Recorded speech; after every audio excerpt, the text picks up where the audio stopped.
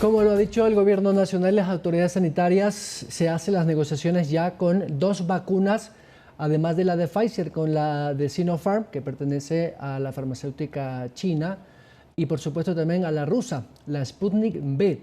Sin embargo, ambas no tienen todavía la certificación de la FDA, que es esta agencia norteamericana de regulación de medicamentos, y tampoco de la agencia europea. Dos comunidades científicas, o mejor dicho, dos agencias internacionales, de las cuales Ecuador también se usa su certificación para que la ARSA, la Agencia de Regulación y Control del Medicamento Ecuatoriano, también de la certificación de productos farmacéuticos o medicinas en general. Digo esto porque tienen que tener esta certificación, porque así dice la ley, para que estas vacunas puedan ser usadas en el Ecuador, como lo está haciendo la de Pfizer. A esta hora de la mañana nos comunicamos vía internet con el doctor Nicolaos Kyriakidis. Él es docente y académico de la Universidad de las Américas y un experto en infectología. Doctor, muchas gracias por acompañarnos a esta hora. ¿Qué tan complicado es, por ejemplo, que estas dos vacunas que ya se están poniendo o se están introduciendo en algunos países, incluidos en Sudamérica, podrían ser rápidamente aprobadas por el organismo rector de Ecuador? ¿Cuánto demora una certificación de estas? Buenos días y muchas gracias por la invitación y un saludo con nuestros televidentes. Tengo entendido que Ecuador ya ha aprobado 3 vacunas y pues 2 de estas 3 vacunas sí cuentan con una aprobación por parte de una agencia internacional, es decir, la vacuna de Oxford AstraZeneca y la vacuna de Pfizer.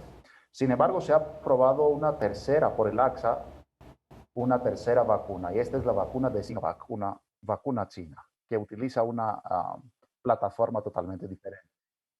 Esta vacuna no cuenta con una aprobación a nivel internacional, sin embargo, se aprobó por ARCSA.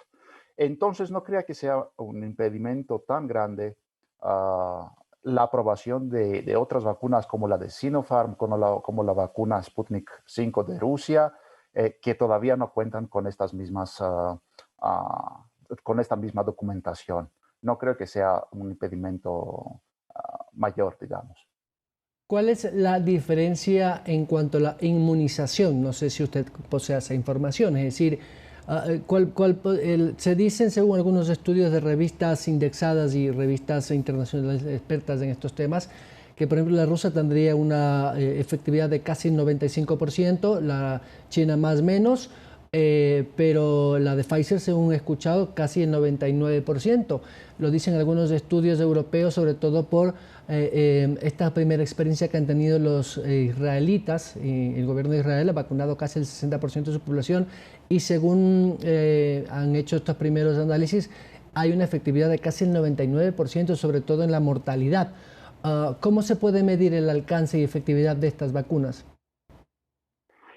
Ahora hay que entender una cosa, es muy importante lo que acabo de mencionar, porque es una información que se malinterpreta varias veces. ¿Qué significa esta eficacia de 91%, de 92%, de 94%, de 80%, de 75%?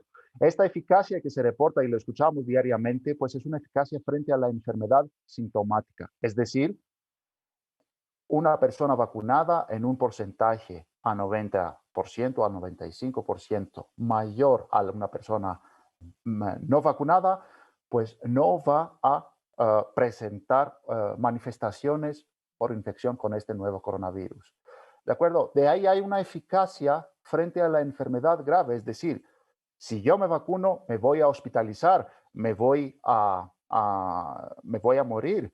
Bueno, esta eficacia para las vacunas que hasta el momento se han aprobado por agencias internacionales, es decir, la vacuna de Pfizer, la vacuna de Moderna, de Oxford AstraZeneca y la vacuna de Johnson Johnson, está alrededor de 100%.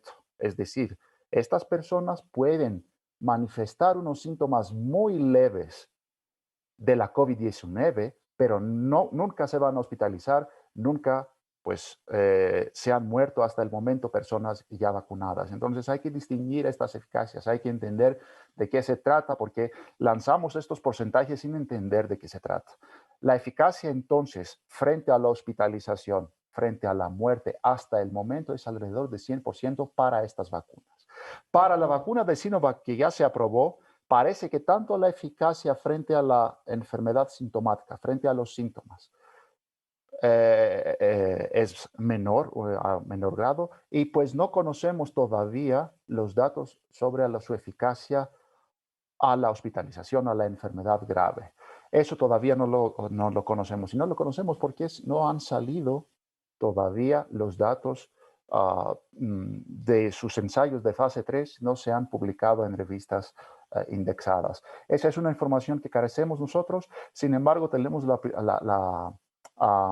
experiencia de la aplicación de esta vacuna a países vecinos nuestros, ¿no es cierto? A Perú, a Colombia tal vez, o Argentina y otros países vecinos a Brasil también. ¿Y qué tan seguro es para una comunidad científica, para un gobierno, para las autoridades sanitarias de un país, por ejemplo, que las vacunas tengan esta certificación de la FDA, por ejemplo, versus la China que aún no la tiene? Es decir, en vista de las circunstancias, me imagino que habrá autoridades sanitarias en el mundo, en Sudamérica, que toman la decisión de arriesgarse, por decirlo de alguna manera, con estas que no están certificadas por la FDA, por ejemplo, para también inocular a su población. ¿Cuál es la característica más importante que podría hacer la diferencia entre la certificación y la no certificación? Excelente pregunta. Pues obviamente el haber obtenido una aprobación por parte de FDA, por parte de EMA, que pues es el contraparte de FDA en Europa, pues obviamente eso agiliza mucho más los trámites y pues proporciona una seguridad más alta en el sentido de que pues son agencias conocidas de alta rigurosidad. Obviamente, sin embargo, hay algunas vacunas que nunca van a aplicar para para estas agencias. Por ejemplo, las vacunas chinas lo veo muy difícil que apliquen para una aprobación por FDA. La vacuna rusa también es muy difícil por razones geopolíticas o porque simplemente no les interesa obtener esta aprobación. Eso iba a inhabilitar completamente los negocios con estas vacunas. No, no puede ser. Necesitamos vacunas y necesitamos de diferentes fuentes. Entonces ahí viene el tema de los criterios que usted acaba de mencionar. ¿Cuáles serían los criterios? Pues es más bien un conjunto de criterios cuyo peso debería balancearse, cuyo peso debería, pues, deberíamos tener en cuenta. Por ejemplo, es una combinación de criterios que tienen que ver con su eficacia, obviamente, con su seguridad, ¿de acuerdo?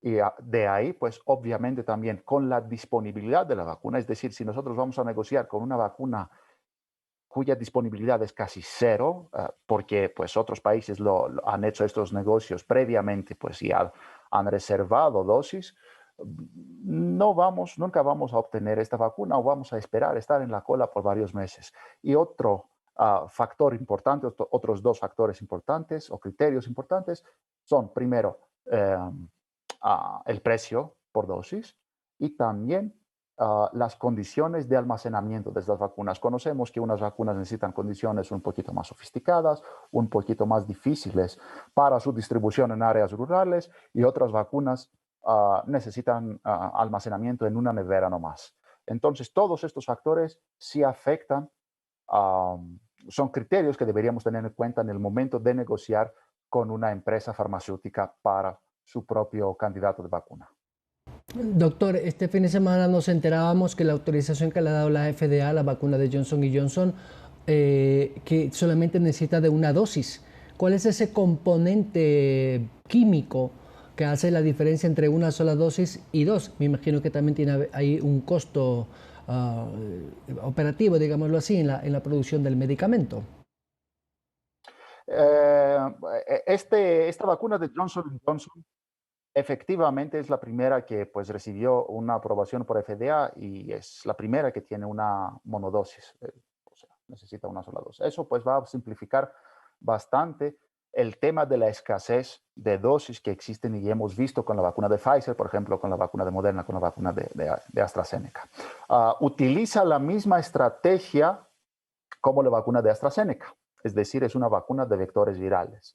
¿Cuál es la diferencia? La diferencia es que de parte de Johnson Johnson apostaron e hicieron ensayos con una sola dosis, es decir, la mayoría de los participantes de sus ensayos de fase 3 recibieron una sola dosis y apostaron solo para este esquema de vacunación. Querían ver cuál es la eficacia de una sola dosis. eh, salen últimamente algunas publicaciones que demuestran que la vacuna de Pfizer, por ejemplo, demuestra una eficacia bastante alta después de la primera dosis, después de unas semanas tras aplicar la primera dosis. O la vacuna de Oxford AstraZeneca también demuestra una eficacia significativa, no el 90-95% que se ha reportado con las dos dosis, pero significativa con una sola dosis. Es muy posible entonces que a lo largo del tiempo, pues todo va a ir para el uso de una dosis, porque justamente los problemas logísticos que han surgido con el suministro de estas vacunas que necesitan las dos dosis, pues son tan importantes que tal vez después de hacer, pues obviamente, los estudios debidos, nosotros vamos a ver que con una sola dosis, después de 3, 4 semanas, pues la eficacia que tenemos será importante, será significativa, no va a ser 95%, pero tal vez va a ser 80%, tal vez va a ser 85%, y eso será muy importante para que más personas puedan acceder a estas vacunas. Doctor Nicolás Kyriakides, estoy contra el tiempo, pero le quiero agradecer su amplia explicación científica y pedagógica para poder entender efectivamente cuál de estos medicamentos son los más adecuados para el mercado ecuatoriano y al cual podríamos acceder. Gracias, doctor Kyriakides. Encantado. 7 de la mañana con 45 minutos, vamos a la pausa. Al regresar estará con nosotros el exalcalde de la ciudad, Augusto Barrera. Conversaremos con él precisamente de esto, de la adquisición de vacunas para la ciudad de Quito y cómo él ve desde su experiencia como académico, pero también como exalcalde, el manejo de la ciudad. Regresamos con él.